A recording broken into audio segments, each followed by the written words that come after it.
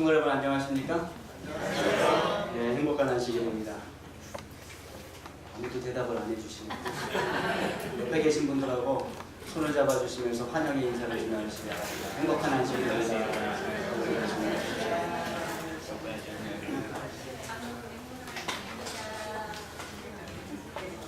안실학교에도 소개를 드렸지만 또 자주 소개를 해드려야지 성함도 기억하시고 또 얼굴도 기억하실 것 같습니다. 그래서 소개를 좀 해드리도록 하겠습니다. 먼저 번부터 오기는 했지만 또 한 번 좀 소개를 좀 해드리기 원합니다. 우리 이민찬 학생 맞습니다. 우리 학생 민찬 일어서서 인사를 좀 해주시겠어요? 동고등학교 3학년이고 세화와 함께 이렇게 오게 되었습니다. 계속해서 하나님의 인도하심 속에서 또 발걸음이 있게 되길 바라고 또 수능이 잘 준비되기를 저희가 기도하겠습니다. 그 다음에 우리 임계순 집사님, 그 다음에 김소희, 김소진 이렇게 왔습니다. 오늘은 한 명 더 데리고 오셨네요. 네, 조카까지 같이 왔습니다. 우리 일어서셔서 뒤를 돌아서 성도님들 보시고 인사를 좀 해주시면 좋겠습니다.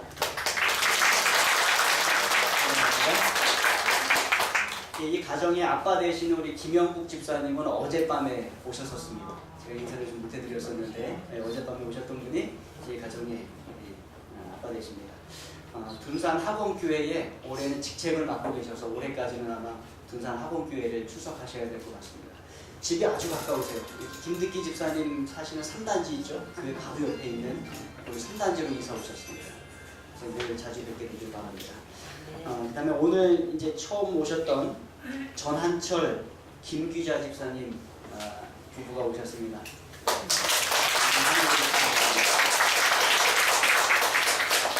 둔산학원교회 초창기 멤버시라고 말씀을 해주셨고 최근에는 충주의 목행교회에 출석하셨다고 이렇게 말씀을 해주셨습니다. 충주 목행교회가 제 고향교회입니다. 고향교회가 이제 합쳐져서 충주 목행교회로 들어갔죠. 금각교회, 유성교회 이렇게 해갖고 들어가는데 저는 금각교회 출신입니다. 네. 그 다음에 우리 최병구 목사님 같은 마을에 사시는 우리 박일훈 선생님 오셨습니다. 일어서서 다시 한번 인사를 좀 해주시겠습니다.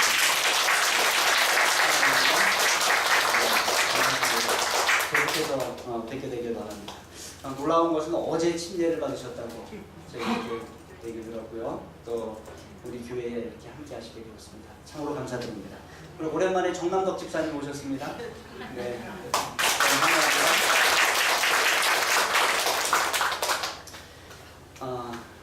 여러 기쁜 소식이 있는데 또 그중에 또 마음 아픈 소식이 있습니다. 우리 새벽 기도회를 우리 이분 때문에 시작을 했습니다. 우리 차상석 성도님 시작을 했는데 얼마 전부터 계속 머리가 아프셨어요. 그래갖고 병원에 갔는데 계속 그 두통이다, 뭐라 그랬죠? 신경통이다 이렇게 이야기를 하셨었다고 합니다. 그런데 그래도 계속 조금 걱정이 되셔서 선병원에 최근에 가서 이제 검사를 하셨는데 암이라는 진단을 받으셨어요. 그래서 여러분들의 특별히 기도가 좀 요청됩니다. 오른쪽 뇌의 한 부분에 지금 작게 자리하고 있는 그런 부분인데 분당에 있는 서울대병원에 가봐야지 이제 약물 치료를 하실지 아니면 수술을 해야 될지 결정을 해야 되는 그런 상황입니다. 우리 차상석 성도님을 위해서 여러분 특별히 좀 기도를 좀 많이 해주시기 바랍니다. 오늘 점심 식사 후에는 저희들이 임시직원회를 좀 가지도록 하겠습니다. 우리 직원 되시는 분들은 다른 데 가지 마시고 임시직원회에 참석해 주시기 바랍니다. 차상석 성도님을 위해서 지금 이 시간 잠시 저희들이 함께 기도드리도록 하겠습니다. 만물의 창조주 되시고 또 우리의 구원 되시는 아버지 하나님, 저희가 하나님의 축복 속에서 이렇게 귀한 안식일 가운데 모였습니다. 그러나 또 좋은 소식과 더불어 또 우리 마음을 아프게 하는 소식도 있습니다. 하나님, 우리 차상석 성도님을 기억하여 주셔서 특별히 그 암을 이겨나시게 도와주시고 또 하나님의 은혜와 사랑을 더 깊이 우리가 체험할 수 있도록 하나님 인도하여 주시옵소서. 누구보다도 새벽부터 하나님께 부르짖고 또 하나님의 뜻대로 살고자 하시는 우리 성도님을 우리가 기억하게 됩니다. 하나님께서 이 어려움을 허락하신 데에는 또 하나님의 계획이 있으시고 하나님의 뜻이 있을 줄 믿습니다. 하나님, 저희가 믿음 굴하지 않고 온전히 매어 달리게 도와주시고 또 승리하는 기쁨을 하나님 안에서 얻을 수 있도록 하나님 축복을 많이 주시옵소서. 낫는 그날까지 하나님의 인도하심과 또 하나님의 축복이 함께하여 주시옵기를 예수님의 이름으로 간절히 기도드립니다.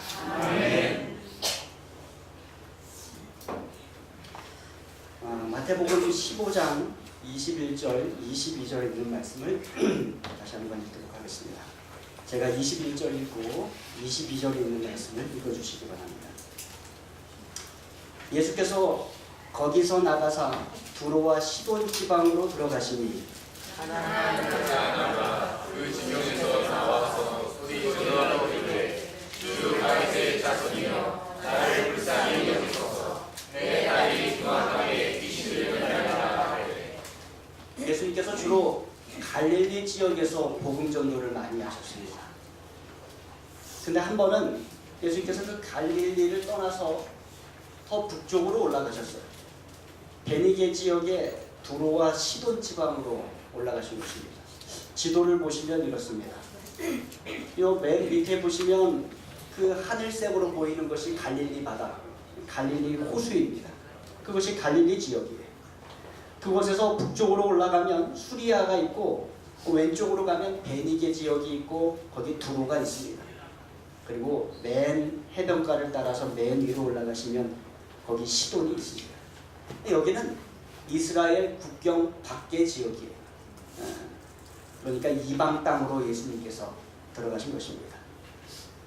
그때 가나안 여자 하나가 예수님께 나와왔습니다. 그렇게 마태는 그 여인을 가나안 여자라고 이렇게 소개를 하고 있어요. 그런데 마가는 이 여인을 어떻게 소개하고 있는가? 마가복음 7장 26절에 있는 말씀을 우리 함께 읽도록 하겠습니다. 시작. 그 여자는 헬라인이요 수로보니게 족속이라. 그러니까 마태는 그 여인을 가나안 여인이라고 소개하는데 마가는 뭐라고 소개를 해요? 헬라인이요 수로보니게 족속이다 이렇게 이야기를 하는 것입니다. 이 여인이 살던 지방은 두로와 시돈 지방이에요. 지금으로 말하면 레바논 지역입니다. 그러니까 이 여인이 그리스 사람은 아닙니다. 헬라 사람은 아니라는 것입니다. 다만 헬레니즘 문화권 속에 살아가던 사람이에요. 그래서 유대인과 구별해서 마가는 그 여인을 헬라인이라고 이렇게 부른 것입니다. 그리고 그 여인의 족속을 특별히 마가는 언급하기를 수로보니게라고 말했어요. 이 말은 뭔가 하면 시리아에 복속된 페니키아 사람 이런 뜻입니다. 그렇게 말하면 좀 이해가 쉬우시죠? 시리아에 복속된 페니키아 사람. 특별히 이 페니키아 사람은 시리아에 복속되기 이전에 가나안 북부를 근거로 해서 이 지중해의 해상 무역을 장악했던 또 문명에 속했던 사람이에요. 로마인들을 대상으로 마가는 복음서를 기록했기 때문에 국제적 관점에서 이 여인의 신분을 헬라인이요 수로보니게 족속이다 라고 말했던 것입니다. 근데 마태는 철저하게 유대인 중심으로 복음서를 기록했어요. 그래서 유대인 관점에서 보면 그 여자는 가나안 여자예요. 그래서 가나안이란 이스라엘 민족이 쫓아내고 점령했던 족속들과 그 땅을 의미하는 것입니다. 가나안 여인. 유대인들에게는 가나안 여인이요 로마인들에게는 헬라 문화권에 살던 수로보니게 족속의 여인이었던 것입니다. 이렇든 저렇든 이방인이었어요. 이 여인에게 어려움이 있었습니다. 그 자신의 능력과 노력으로는 도저히 어떻게 해결할 수 없는 어려움이 이 여인에게 있었어요. 다른 사람들이 보기에 그 여인의 팔자가 사나워 보였습니다.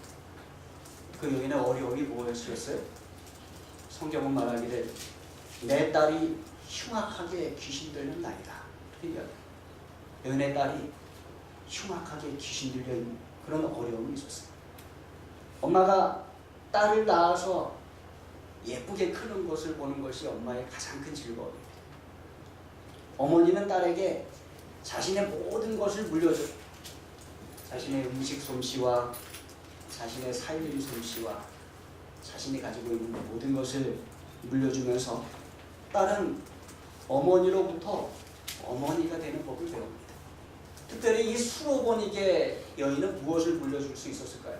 아마 장사술이나 아니면 가업을 물려줄 수도 있었을 것입니다. 그런데 이 여인에게 그러한 미래가 없었어요.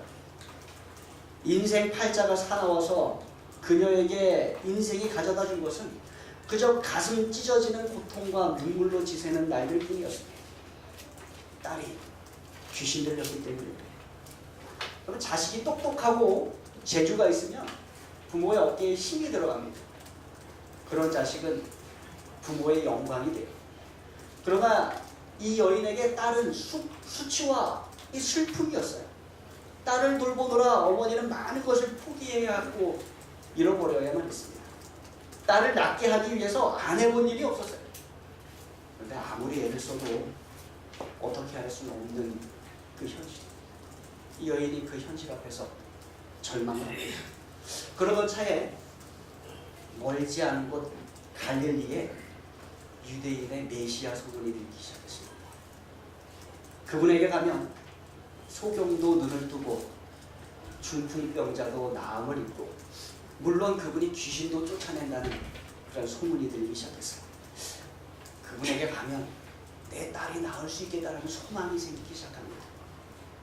그러나 문제는 그분은 유대인이고 자기는 가나안 여자라는 것입니다. 이 가나안 사람들은 유대인들의 폐쇄주의와 분리주의에 대하여 아주 잘 알고 있었어요. 그들은 너무나도 폐쇄주의적이고 분리주의적이어서 다른 사람들을 사람 취급하지 않았던 것입니다. 그런데 이 여인이 자신의 출생 배경에 대하여 한탄스러워합니다. 내가 왜 이곳에 태어나서 유대인의 메시아를 만나지 못하게 됩니다. 이방인으로서 유대인들에게 다가가는 일은 참으로 어려운 일이었어요. 이방인들과 만나는 것을 유대인들은 부정한 일로 여겼기 때문에 그렇습니다. 그러니 귀신 들린 딸을 데리고 유대인에게 간다는 것, 이게 얼마나 어려운 일이었겠습니까? 어쩌면 유대인으로 변장을 하고 그분에게 다가가야 될지 모르겠습니다. 그런데 이게 왜 들립니까? 그분이 이곳에 오셨다는 거예요. 이 두로와 시돈 지방에 유대인의 메시아가 왔다는 소문이 퍼지기 시작했습니다. 하늘이 준 기회라고 생각이 되었어요. 이 여인이 만사를 제쳐두고 그 메시아를 만나기 위해 뛰어갔습니다. 메시아 일행이 저 멀리 지나가는 것을 보고 그 여인이 소리 지릅니다. 주 다윗의 자손이여, 나를 불쌍히 여기소서. 내 딸이 흉악하게 귀신 들렸나이다. 이 여인에게 체면이나 남들의 이목이 전혀 문제가 되지 않아요. 귀신 들린 딸만 나올 수 있다면 어떠한 것이라도 이 여인이 할 수 있다는 그런 마음을 가지고 나아갑니다. 여러분, 가나안 여인으로서 유대인을 메시아라고 부르는 것은 참 어려운 일이었습니다. 왜냐하면 가나안 사람으로서 자기들이 섬기던 신들이 있었어요. 자기들에게도 제사장이 있었고 자기들에게도 고관들이 있었어요. 그런데 유대인을 메시아로 부른다는 것은 얼마나 어려운 일이었겠습니까? 그것은 자칫하면 자기가 속한 사회에서부터 격리되거나 추방될 수 있는 그런 아주 어려운 일이었습니다. 그렇지만 딸이 낳을 수 있다면 그거 못하겠습니까? 딸이 낳을 수 있다면 그것보다 더한 일도 할 수 있지 않겠습니까? 아니 어쩌면 그것만이 딸이 낳을 수 있는 유일한 방법으로 보였어요. 그들이 섬기던 신들을 포함해서 그 누구도 딸을 낳게 하지 못했는데 저 유대인 메시아가 귀신도 쫓아낸다고 하는 그분에게 다가갈 수밖에 없는 것입니다. 그러나 그 메시아라는 분이 이 여인의 절규를 못 들은 척 그냥 그 길을 계속해서 가시는 것입니다. 23절입니다. 함께 읽겠습니다. 시작. 예수는 한 말씀도 대답하지 아니하시니 한 말씀도 대답하지 않으셨어요. 소문으로 듣기에는 이분이 병든 자들을 무척이나 불쌍히 여기신다고 들었는데 그분이 사랑이 넘치는 분이라고 들었는데 정말로 의외의 반응을 그분이 보이는 것입니다. 그렇지만 지금 그런 거 따지고 있을 때가 아니에요. 저분이 언제 떠나갈지 모르고 저분을 언제 다시 만날 수 모르기 때문에 이 기회를 절대 놓칠 수가 없는 것입니다. 죽기 살기로 소리 지릅니다. 주 다윗의 자손이여 나를 불쌍히 여기소서. 내 딸이 흉악하게 귀신 들렸나이다. 얼마나 소리를 질러대는지 제자들이 예수님께 말합니다. 23절 후반부 파란색 글씨 함께 읽겠습니다. 시작. 제자들이 와서 청하여 말하되 그 여자가 우리 뒤에서 소리를 지르오니 그를 보내소서. 이 제자들의 말이 좀 웃깁니다. 그 여자가 누구 뒤에서 소리 질러요? 우리 뒤에서 소리 질러요. 사실 누구 뒤에서 소리 지르는 건데? 예수님 뒤에서 소리를 지르는 건데 제자들은 착각하기를 우리 뒤에서 소리를 지르오니 이 말은 뭐예요? 귀찮다는 것이에요. 너무 시끄럽다는 것이에요. 제자들이 뭐라고 하니까 예수님께서 드디어 입을 열어서 말씀하십니다. 여인은 그분의 입에서 내 딸을 데려오너라 또는 내가 가서 고쳐주겠다 이런 말이 나올 줄로 생각했습니다. 그러나 예수님 뭐라고 말씀하셨어요? 24절 함께 읽겠습니다. 시작. 예수께서 대답하여 이르시되 나는 이스라엘 집에 잃어버린 양 외에는 다른 데로 보내심을 받지 아니하였노라. 여인의 기대가 완전히 무너집니다. 여인의 기대가 그 메시아라는 분의 말에 의하여 산산조각나고 납니다. 그러나 여러분 여자는 약할지 모르지만 엄마는 강해요. 25절입니다. 함께 읽겠습니다. 시작. 여자가 와서 예수께 절하며 이르되 주여 저를 도우소서. 어느새 그 여인이 달려와서 예수님 앞에 절하고 있어요. 그러면서 간곡하게 부탁합니다. 도와주세요. 저를 도우소서. 그런데 그렇게 엎드린 여인에게 예수님께서 뭐라고 말씀하십니까? 26절입니다. 함께 읽겠습니다. 시작. 대답하여 이르시되 자녀의 떡을 취하여 개들에게 던지기 마땅하지 아니하니라. 눈앞이 캄캄해졌습니다. 눈물이 왈칵 쏟아졌습니다. 귀신 들린 딸을 낳게 할 희망이 이렇게 물거품이 되는가? 라는 생각이 들었습니다.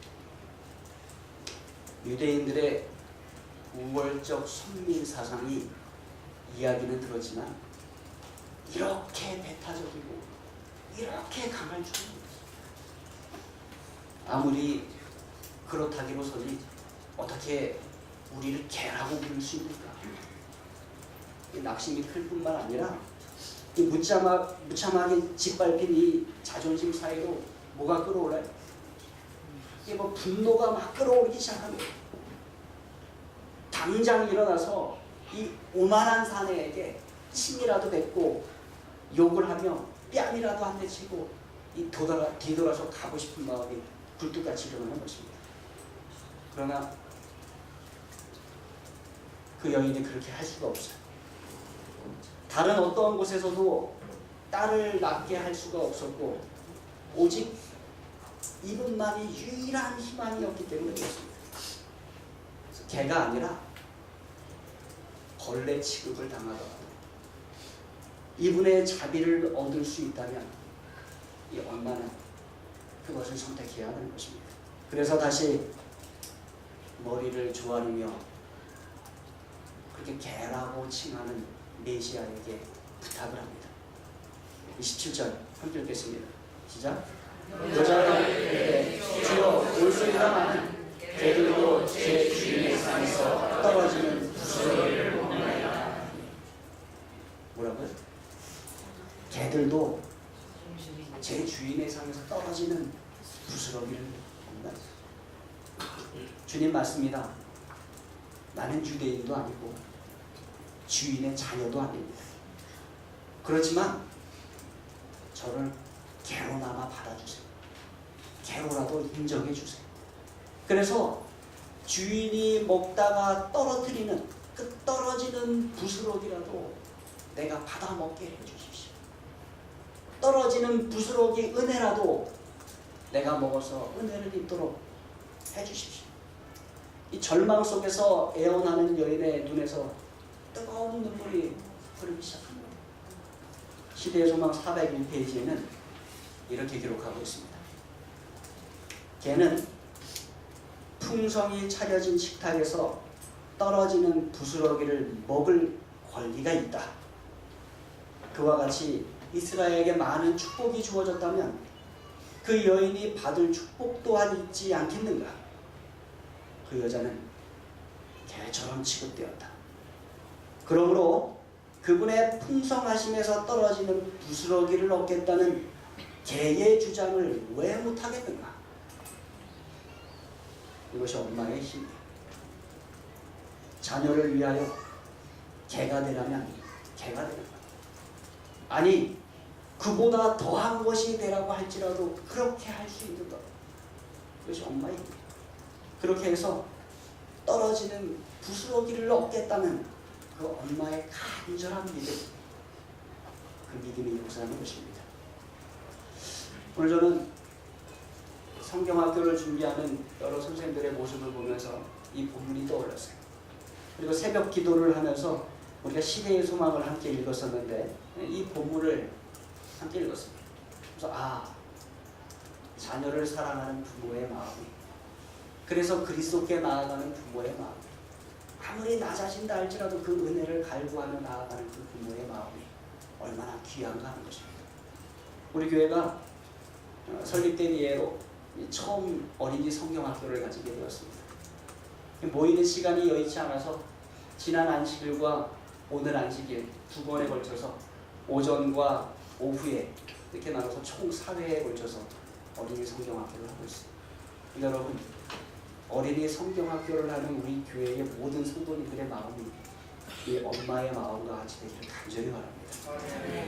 자녀를 하나님 안에서 구원하기 위하여, 자녀를 하나님 은혜 속에 양육하기 위하여 우리가 이 엄마의 간절함 가지고 하나님 앞에 나아가기를 간절히 바랍니다. 우리 연세 드신 어르신들이 다 많으시지만 이 자녀들이 다 누구의 자녀예요? 우리의 자녀예요. 우리 교회의 자녀예요. 우리에게 맡겨진 자녀들. 이 자녀들이 믿음 안에서 잘 성장할 수 있도록 늘 그러하셨듯이 앞으로도 계속해서 이 자녀들을 위해서 기도해 주시기 바랍니다. 다시 21절로 넘어가 보겠습니다. 다시 한번 읽겠습니다. 시작. 예수께서 거기서 나가사 두로와 시돈 지방으로 들어가시니. 사실 이날은요, 예수님께서 무척 기분이 좋지 않으셨던 날입니다. 예루살렘에서 내려온 바리새인들과 서기관들과 한바탕 논쟁을 하신 날이었어요. 하나님을 섬기는 신앙을 그들이 아주 엉망으로 만들어버렸어요. 그래서 예수님께서 그들과 논쟁하시다가 화가 많이 나셨어요. 또 백성들은 아무것도 모르고 그들의 잘못된 가르침대로 따라가고 있었습니다. 그 모습을 보니까 예수님께서 아주 속이 터질 것만 같았어요. 하나님께서 자기 백성 삼아 수천 년 동안 지키시고 인도해 오셨습니다. 그런데 구원자 메시아로 오신 하나님의 아들, 그들이 알아보지 못하고 배척하고 멸시함으로 말미암아 예수님께서 아주 크게 상심하셨던 것입니다. 그래서 잠시 그 갈릴리 지역을 떠나서 바람이라도 쐴 겸 어디로 가신 거예요? 두로와 시돈 지방으로, 이 북쪽으로 올라가신 것입니다. 그런데 예수님께서 병자들을 고친다는 소문이 어디에도 퍼졌어요? 그곳 이방 땅에도 퍼진 것입니다. 그때 한 여인이 귀신 들린 딸을 고쳐달라고 소리를 지르며 따라오는 것입니다. 참으로 이상하지 않습니까? 하나님의 백성이라는 이스라엘 민족과 그 지도자들과 그 백성들은 예수님을 선지자로도 인정하지 않고 예수님을 핍박하고 죽이려 하는데, 한 이방 땅에 한 가나안 여인이 예수님을 다윗의 자손이라고 부르면서 자비를 요청하고 있는 것입니다. 여러분, 다윗의 자손이라는 칭호는 메시아의 이름 가운데 하나예요. 그러니까 그 가나안 여인은 예수님을 메시아로 인정하면서 구원을 요청하고 있는 것입니다. 구원해 주십시오. 여러분, 생각해 보십시오. 자기 백성으로부터 배척을 당해서 상심이 크셨던 예수님께서 가나안 여인이 귀신 들린 딸을 고쳐달라고 애원하는 것을 보십니다. 유대인들의 믿지 않는 것과 가나안 여인의 큰 믿음, 이것이 선명하게 대비를 이루는 것입니다. 예수님은 이 기회를 제자들의 편견을 깨고 그들의 믿음을 세우는 기회로 선택하셨습니다. 그래서 23절에 이렇게 얘기하셨습니다. 함께 읽겠습니다. 시작. 예수는 한 말씀도 대답하지 아니하시니 제자들이 와서 질문하여 말하되 그 여자가 우리 뒤에서 소리를 지르오니 그를 보내셨어요. 예수님, 저 여자가 저렇게 소리를 지르면서 따라오는데 왜 그냥 두십니까? 쫓아보내든지 가서 고쳐주시든지 하세요. 그러니까 제자들의 마음속에는 그 여인을 향한 연민이나 사랑이 하나도 없는 것입니다. 그저 어떤 거예요? 귀찮은 거예요. 소리 지르면서 쫓아오니까 귀찮은 거예요. 시끄러운 이방인 여자 어떻게 해서든지 좀 빨리 보내버리십시오. 이렇게 말하고 있는 것입니다. 제자들의 성화에 예수님이 대답하십니다. 24절에 함께 읽겠습니다. 시작. 예수께서 대답하여 이르시되 나는 이스라엘 집에 잃어버린 양 외에는 다른 데로 보내심을 받지 아니하였노라 하시니. 이 말은 예수님의 생각이에요? 제자들의 생각이에요? 제자들의 생각이에요. 제자들의 생각을 예수님이 대변해서 말씀해 주십니다. 이게 너희들의 생각이잖아. 제자들은 예수님이 가나안 여인의 거절을 부탁한다고 생각을 했어요. 그리고 그 여인을 곧 쫓아 보내시겠구나 라고 생각을 했습니다. 그들의 생각이 예수님과 말씀과 다르지 않았던 것입니다. 예수님은 그 제자들의 편견을 깨고 싶으셨던 것입니다. 그런데 어느새 그 여인이 예수님의 발 앞에 꿇어 엎드려 있는 것입니다.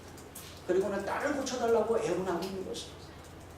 예수님은 그 여인의 믿음을 조금 더 드러내고 싶으셨습니다. 그리고 제자들의 편견을 이 여인의 믿음을 사용해서 깨고 싶으셨어요. 그렇게 하기 위해서 그 가나안 여인의 마음 깊숙한 곳에 숨어있는 그 믿음을 드러내기 위해서 더 큰 테스트가 필요했어요. 그래서 이렇게 말씀하십니다. 26절에 함께 읽겠습니다. 시작. 대답하여 이르시되 자녀의 떡을 취하여 개들에게 던지니 마땅하지 아니하니라. 자녀의 떡을 취하여 개들에게 던지니. 이번에는 예수님의 말을 듣는 제자들도 당황했습니다. 그들의 생각이 그렇기는 했지만 사람 면전에 대고 그렇게 이야기할 수는 없는 것이었어요. 그런데 그들의 선생이, 더군다나 늘 인자하시고 사랑이 넘치셨던 그들의 선생이 그들 앞에서, 그 여인 앞에서 직접 개라고 말씀하시는 거 보고 그들이 정말로 놀랐던 것입니다. 어쨌거나 이제 여인이 말할 차례. 이 여인이 무슨 말을 하든지 이제 그 말은 그 여인의 믿음의 척도를 보여주는 말이 될 것이었습니다. 27절에 함께 읽겠습니다. 시작. 여자가 이르되 주여 올소이다마는 개들도 제 주인의 상에서 떨어지는 부스러기를 먹나이다. 맞습니다. 그렇지만 주님, 개들도 주인의 상에서 떨어지는 부스러기를 먹지 않습니까? 그 부스러기 주세요. 저에게 그러한 작은 은총이라도 베풀어 주십시오. 예수님께서 그 여인을 볼 때 그 여인이 얼마나 사랑스러우셨겠습니까? 그렇게 큰 믿음을 나타내는 그 여인이 예수님의 눈에 얼마나 귀하셨겠어요. 예수님은 제자들의 믿음이 작은 것을 꾸짖기도 했었고, 예수님의 고향 나사렛 사람이 예수님을 믿지 않는 것을 이상하게 여기기도 하셨습니다. 그런데 이 가나안 여인에게 예수님 뭐라고 말씀하세요? 함께 읽겠습니다. 시작. 이에 예수께서 대답하여 이르시되 여자여 내 믿음이 크도다. 내 소원대로 되리라 하시니 그때부터 그의 딸이 나으니라. 예수님께서 칭찬하셨어요. 여자여 내 믿음이 크도다. 내 소원대로 되리라. 예수님께서 믿음이 크다고 칭찬하신 적이 그렇게 많지 않습니다. 여기보다 이전에 로마 군대의 백부장이 자기의 하인 고쳐달라고 예수님 찾아왔을 때 예수님 뭐라고 하셨어요? 내 믿음이 크도다 이렇게 칭찬해 주셨어요. 그리고 이번에 가난한 여자에게 내 믿음이 크도다라고 칭찬하십니다. 그러고 보니까 다 누구예요? 다 이방인들이에요. 유대인들이 아니고 다 하나님의 은혜 밖에 있는 것처럼 여겨졌던 이방인들이에요. 여러분, 예수님께서 이렇게 좋은 믿음 가진 사람을 만나면 예수님 어떠셨을까요? 이보다 더 기쁜 일이 없는 것입니다. 예수님은 수도 없이 사람들에게 이러한 칭찬을 하기를 원하고 기다리고 계셨어요.